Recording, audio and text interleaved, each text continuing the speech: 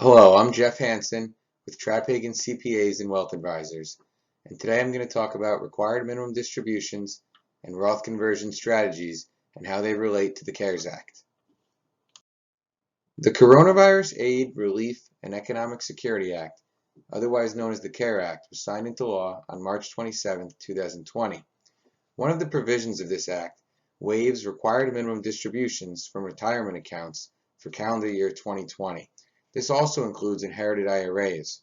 Taxpayers normally required to take minimum distributions should determine if they should continue to take those distributions or skip this year and what the tax implications may be. If you've already taken your RMD for 2020, the good news is you still have the option to roll it back into your IRA with no tax consequences. The rollover back into an IRA account must be made no later than August 31st, 2020. The one rollover per 12-month rule does not apply when rolling back a partial or full RMD. This means if you've been taking monthly distributions, you can still roll them all back into your IRA and pay no taxes. One thing to keep in mind, if you took a distribution, let's say for example a $10,000 gross distribution with 25% federal tax withheld, you would still need to roll back the full $10,000 to avoid income tax. The $2,500 that was withheld would be claimed as a payment on your 2020 tax return. Okay, now that we know we have the ability to skip our RMD for 2020, we must consider some planning opportunities. The $100,000 income threshold for New Jersey pension exclusion is important.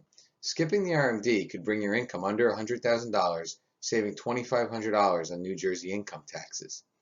Medicare premiums are also important. Medicare premiums are based on adjusted gross income. Skipping the RMD could reduce you and your spouse's Medicare premiums by hundreds of dollars per month.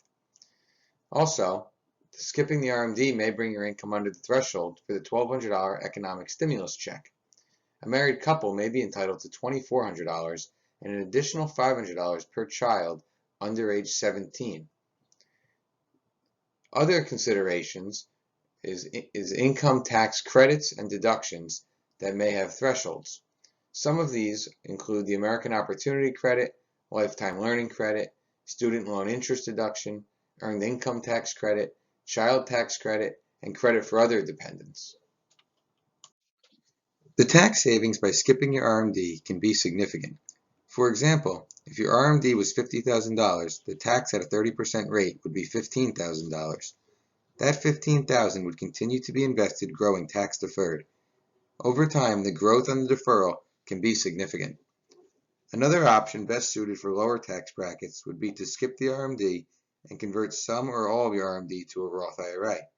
This would allow for tax-free growth on the amount converted. You also want to keep in mind the income thresholds when doing Roth conversions to avoid additional taxes and costs. Now I want to talk about Roth conversions. Roth conversions generally make sense if you believe your tax rate in retirement will be higher than it is now. Sometimes you have a year where you have low or negative income, and this would provide a great opportunity for you. There may be a business loss or large itemized deductions. They could include medical, mortgage interest, charitable donations. Specifically, medical and mortgage interest do not carry forward for tax purposes and would be a lost deduction if you do not have enough income to absorb them. A pullback in the market can also provide a great opportunity. A year like 2020, when the market drops more than 30%, is a great opportunity to convert and allow the growth to be in a tax-free account. Once a Roth conversion is completed, there's no reversing it. This is why we generally recommend waiting until the fourth quarter of each year to convert any IRA money to a Roth in case new information comes out that would change your decision. This slide provides us with an example of a Roth conversion. On the left-hand side, we show a married couple and their income after they retired before age 70. You can see they have interest income, dividend income, pension income, less the standard deduction, bringing their taxable income to $50,200. In this year, the taxpayers decided to convert $30,050 from their IRA to their Roth, bringing their taxable income to $80,250, which is the top of the 12% tax bracket. If we fast forward to these taxpayers at age 72, now they have their interest income, dividend income, and pension income, but they also have Social Security income for $40,000 and required minimum distributions for $20,000. If we take off the standard deduction, $24,800, it brings their taxable income to $110,200.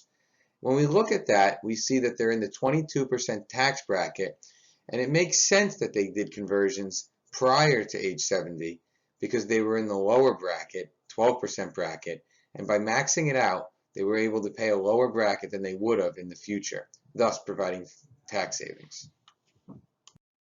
That concludes my presentation for today. I hope everybody enjoyed it, and if anybody has any questions, feel free to reach out to Trapp-Hagen CPAs and Wealth Advisors at 201-262-1040. Thank you.